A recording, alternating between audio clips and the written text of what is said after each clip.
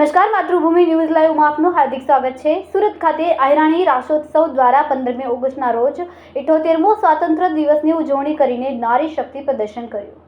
દ્વારિકા ખાતે 15મી ઓગસ્ટના દિવસે 78મા સ્વતંત્રતા દિનના દિવસે બાલુ આતા જન્મ જયંતિ નિમિત્તે વીરાબેન આયરાણી અખિલ ભારતીય આયરાણી શક્તિ સંગઠન ટીમ દ્વારા આયોજિત દ્વારકા મુકામે યોજાયેલ રાસોત્સવના સંદર્ભે અખિલ ભારતીય આયરાણી શક્તિ સંગઠનની બહેનોનું સન્માન સમારોહ અને સ્નેહ મિલન યોજાયું અને સાથે સાંસ્કૃતિક કાર્યક્રમ અને ભવ્ય રાસ ગરબાનું આયોજન કરવામાં આવ્યું, જેમાં વડીલ શ્રી કનુભાઈ લાડુમોર આહિર યુવા સંગઠન સુરત તથા શામજીબાઈ તથા શ્રીમતી વાઘમશી બહેન તથા શ્રીમતી રસીલાબેન રાયકા તથા શ્રીમતી કાજલબહેન ગુદરાસિયા અને શ્રીમતી નીરુબહેન ભરવાડ તથા શ્રીમતી જયશ્રીબહેન વાઘમસીથી દેવિકાબહેન કાતરિયા, શ્રી દરૈયા તપિયા તથા શ્રી નટવરભાઈ કાતરિયા તથા શ્રી નિલેશભાઈ ચોટાડા જેવા મહેમાનો ઉપસ્થિત રહ્યા હતા।